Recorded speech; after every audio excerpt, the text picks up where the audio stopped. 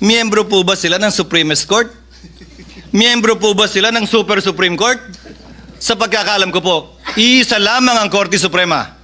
At ayon sa ating konstitusyon, Korte Suprema ang bukod tanging pwedeng makapagsabi. Walang iba. Sabi ng rules ng House, dapat i-refer ng SecGen immediately sa Speaker. 2 buwan bago niya ginawa yun.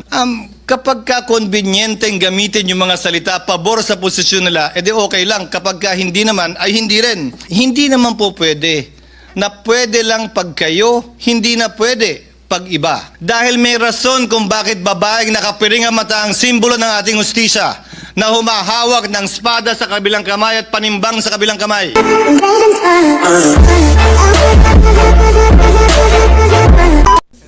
The Senate President is recognized to explain his vote. Thank you, Mr. President. Distinguished colleagues, sa mga minamahal nating kababayan. Sa muli, magandang gabi po sa ating lahat. Hindi ko po salita ang mga sinambit ko na ilang minuto. Yun po ay paraphrase at halos eksaktong quotation ng salita ni dating Justice Conchita Carpio Morales sa Francisco ruling na kinatigan ng mayoriya ng mga miyembro ng Korte Suprema, kabilang na si dating Chief Justice Puno, dating Justice Carpio, dating Justice Ascuna, dating Justice Panganiban. Ano nga ba itong Francisco ruling na pinag-uusapan natin ito? Ano nga ba ang pinagkapareho, pinagkaiba nito sa kasalukuyan nating hinaharap? At bakit ko ba ito tinatanong? Ginoong Pangulo, bahagi ako ng Kongresong nagtangka na i-impeach si dating Chief Justice Davide. Bakit ko sinabing tangka? Dahil pinigilan po kami ng Korte Suprema. In-enjoin at nag-issue ng TRO ang Korte Suprema at ito yung desisyong yun. Francisco, case na palaging sinasite po natin. Ano bang pinagkapareho? Ang aligasyon laban sa nasasakdal noon na si Chief Justice Davide, kaugnay din ng corruption. 2 milyon din. Ang pinag-usapan, initiation of impeachment na dapat sole prerogative din ng Kamara. Ang pinag-usapan, ano bang definisyon ng initiation na dapat sole jurisdiction din ng Kamara? Ang tanong ko po ay simple. Noong mga panahong yun, nasaan po lahat na nagrereklamo ngayon at nagko-question sa desisyon ng Korte Suprema? Yung mga mahistradong nagko-question ngayon na retirado na, bumoto sila pabor doon. Subalit ngayon, tila nag-iba ang posisyon. Ano nga ba ang pinagkaiba kung meron man? Klaro ang pinagkaiba. Iba ang pangalan ng nasasakdal. Today, Mr. President, distinguished colleagues, the very supremacy of the Supreme Court is being called into question, and with it, the very foundation of the rule of law. As Senate President and as a member of this chamber and as a member of the bar, I will not sit idly by and allow this.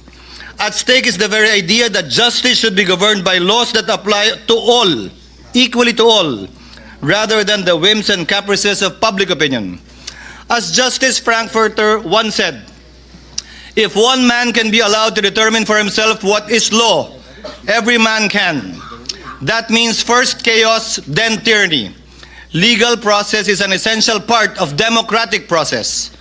Whether it's a mob or a minority, bias and prejudice blinds, divides, and destroys. Former U.S. Supreme Court Justice Sandra Day O'Connor also said it best. The law provides necessary continuity amidst our constantly shifting political landscape. It guarantees everyone will be treated equally, whether they are in today's or yesterday's majority, so they know what to expect, whether what they do is popular or unpopular at that time. The courts, Mr. President, with the Supreme Court at the helm, are the guardians of the rule of law, making sure everyone plays by the same rules and receives equal justice.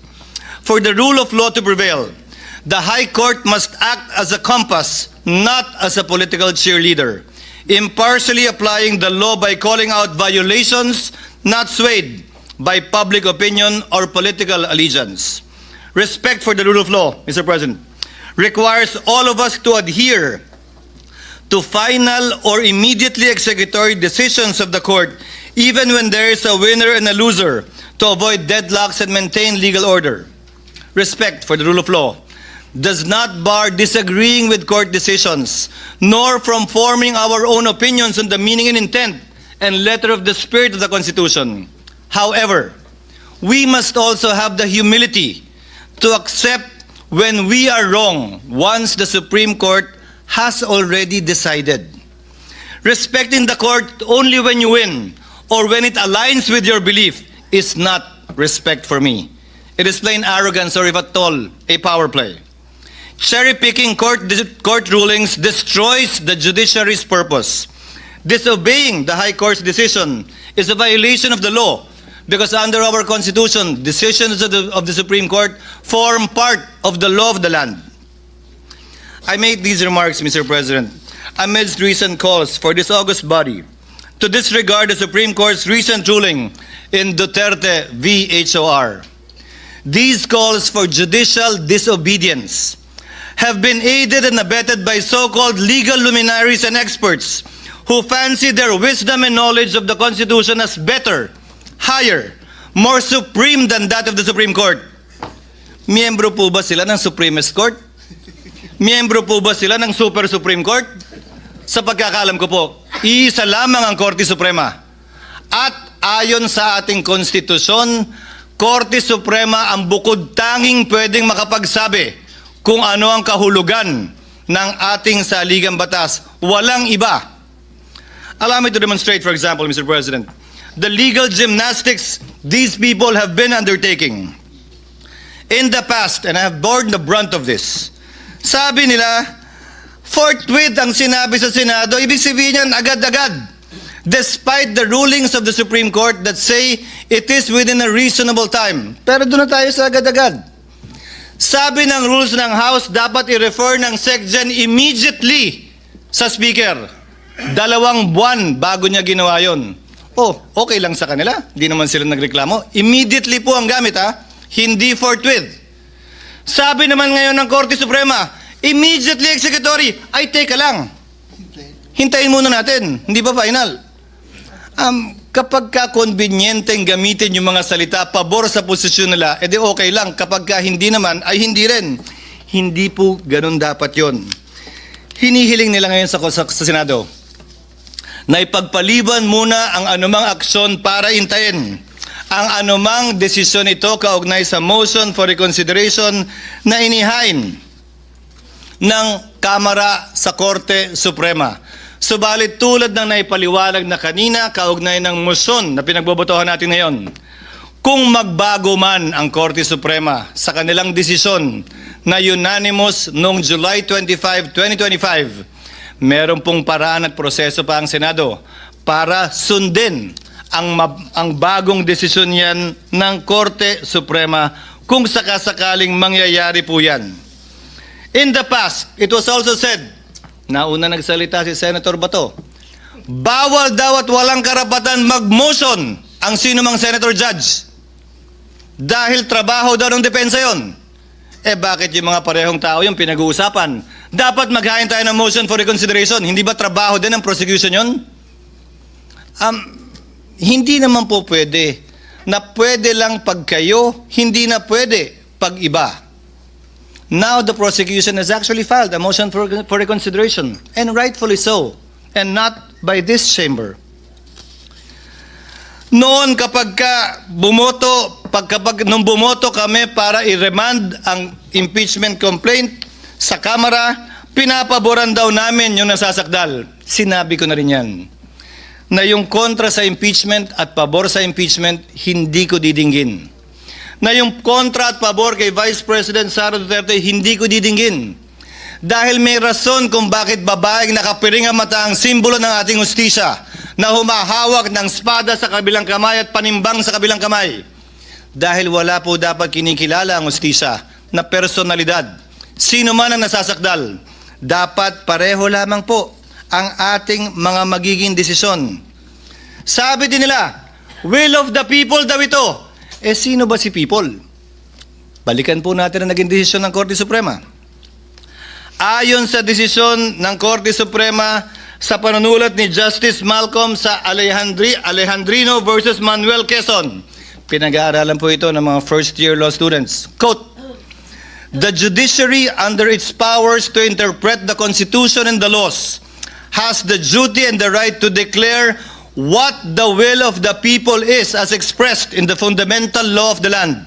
Hence, where the acts of the executive or legislative departments violate the will of the people as expressed in the organic law of the land, it is the sworn duty of the judiciary to interpret and to declare that will of the people and the right of the citizen has been violated and or transgressed. Allow me to answer a few more, Mr. President, Your Honor. As I stated earlier, sabi ng ilan, hintayin natin na maresolbahan ang motion for reconsideration. Pero dun sa parehong araw na naghain ng motion for reconsideration ng Kamara, nagsalita ang tagapagsalita ng Korte Suprema at sinabing immediately executory pa rin ang desisyon. Sinahid ko rin kanina ang Section 1, Rule 16, AM number 10-4-20 ng Supreme Court na nagsasabi na ang resolusyon ay magiging executory lamang kapag ka ito'y nagkaroon ng entry of judgment maliban na lang kung sinabi sa desisyon na ito'y immediately executory na siyang nangyari sa kasong ito. Binanggit din kanina ni Senator Cayetano ang Section 4, Rule 39 ng Rules of Court na nagsasabi na immediately executory na mga desisyon ay hindi kailangan maghintay na maresolbahan anumang apela o motion for reconsideration na nakabinbin. Ginagamit din ang operative fact doctrine. Ang operative fact doctrine po ay exception sa rule ng null and void ab initio. Ito po ay hindi rule, ito ay exception sa rule. Gamit po ang sinulat na desisyon ni Justice Tony Carpio sa League of Cities versus Comelec. Ito ang sinabi po niya. The invocation of the operative fact doctrine is an admission that the law or act is unconstitutional. Bago po natin sabihin, gamitin natin to. Aminin niyo muna. Illegal at bawal ang ginawa ng Kamara. Sa parehong desisyon, sinabi din ni Justice Carpio, it will open the floodgates to wanton enactment of unconstitutional laws and the commission of unconstitutional acts and a mad rush for their immediate implementation before the court can declare them unconstitutional. This view, according to him, is an open invitation to serially violate the Constitution and be quick about it, lest the violation be stopped by the court.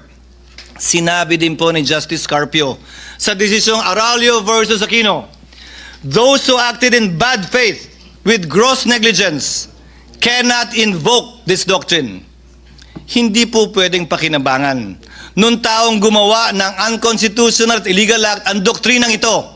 Pwede lamang po itong gamitin ng mga partidong walang kinalaman dun sa ginawang mali, masama o di naaayon sa saligang batas. Ika nga, he who comes to equity must come with clean hands, and he who seeks equity must likewise do equity.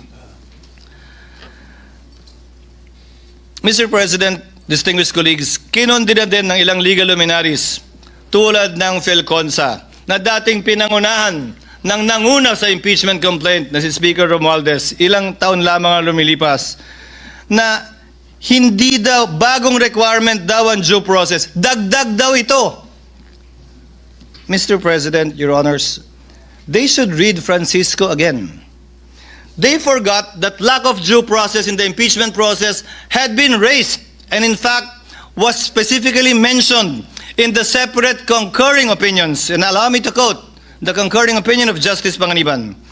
The due process clause enshrined in our fundamental law is a condition sine qua non that cannot be ignored in any proceeding, administrative, judicial, or otherwise. It is deemed written into every law, rule, or contract, even though not expressly stated therein.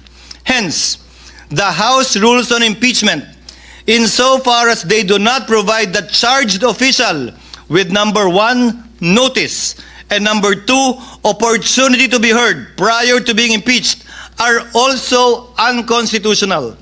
Needless to say, the due process limitation on the impeachment process was already discussed in Francisco. May pumalag ba nun? Wala. Yung nagre-reklamo ba ngayon kaugnay sa bagong requirement yung due process, nag-react nung sinulat ito at naging bahagi ng Francisco ruling? Hindi ko rin po napansin. Sinabi din po ng ilang legal luminary, partikular binanggit din ito ni Speaker Romualdez. When the court begins to create rules on how it and other high officials may be impeached, it risks writing the terms of its own immunity. This point was also discussed in Francisco. Ang sabi ng korte nito, illogical ito at non-sequitur. Alalahanin po natin. Hula lamang yung gagamitin din ito pabor sa kanila. Sa kaso ng Francisco, nakaupong Chief Justice ang nasasakdal. Pero sinabi mismo ng korte, hindi bali yan. Hindi namin pinapaboran ang kabaro namin sa pagbaba namin ng desisyong ito. Mr. President, the Constitution establishes a system of checks and balances, not a system of retribution. Threatening the Supreme Court with impeachment simply because one disagrees with the ruling is a dangerous assault on our constitutional order. The Senate, Mr. President, stands ready to uphold the integrity of the Constitution as well as the institutions created under it. My dear colleagues, we are told that to honor the court's ruling is to betray the truth, that by choosing fidelity to the law, we somehow abandon accountability, but nothing for me could be further from the truth. To this regard, the ruling would not only defy the Constitution, it would drag the nation into a crisis it can ill afford. It would erode the authority of our laws, embolden those who believe they are above it because they know it all or simply know better. To those seeking to disregard the Supreme Court's decision, I ask these simple questions, Mr. President. Again, in light of the Francisco ruling on former Chief Justice Davide, and it was okay then because they did not want then Chief Justice Davide to be impeached. Are you truly for accountability or simply anti-Duterte? Do you truly respect and want to preserve the Constitution or you simply hate the Vice President? Are you serving the nation's interest or protecting and pursuing your own personal ambitions or agenda? Are you fighting for truth or are you simply after revenge? Do you really want a trial or do you just want a conviction? Do you really believe that we are wrong or do you simply think and feel entitled and believe that you are always right? Remove the name, Mr. President, of the Vice President in this case. Apply the decision of the High Court, as Senator Cayetano said earlier, to another impeachable official. Would your positions be the same? When I was faced with this situation, Mr. President, I respected the court's decision, even if I disagreed with it. I am still voting to respect that court's decision. As quoted at the start of my speech, Mr. President, the dispensation of justice over the course of time should be unaffected, whomsoever stood to benefit or suffer therefrom. The courts should be unafraid of whatever imputations or speculations could be made against it by those disagreeing. I will not cast a vote that says complying with the Supreme Court ruling is optional. Anyone who will say, I will respect the Supreme Court today and condemn it tomorrow, is not showing fidelity to the Constitution. It is submission to the passions of the day, to the shifting winds of public sentiment that may or may not be just. Fidelity to the Constitution, Mr. President, must prevail even when it is unpopular, inconvenient, or misunderstood. In fact, Mr. President, distinguished colleagues, it must prevail especially when it is unpopular, when it is inconvenient, and misunderstood. Finally, Mr. President, let today's verdict be a stern and unequivocal warning to anyone who would dare use the Senate for their personal battering ram to further their personal political ambitions. To the House of Representatives, I say, do not allow yourselves to be used for the blind hatred and ambition of a few who did things haphazardly, gravely abused their discretion, and violated due process rights under the Constitution as found by the High Court itself. In spite of all these, you expect everyone to roll over in obedience. When we did not, you moved hell and high water to destroy personalities, malign reputations, and tarnish institutions. To these people, I say this: the Senate is not your playground to run after your political enemies. We are not an accomplice in any grand scheme. While others may be willing to play your game, I am not. I will never bow to a mob. I will never cower to the shrillest of voices. Let history, Mr. President, record that in this moment, we chose the Constitution. We chose the rule of law by defending the integrity of the Supreme Court and maintaining the system of checks and balances under our Republican system of government. Let this chamber be remembered, not for the passions we inflamed, but for the principles we upheld. I vote yes to the motion, Mr. President. I vote yes to the rule of law, yes to the Constitution, yes to the supremacy of the Supreme Court in interpreting it. Thank you, Mr. President. Thank you, Senate President.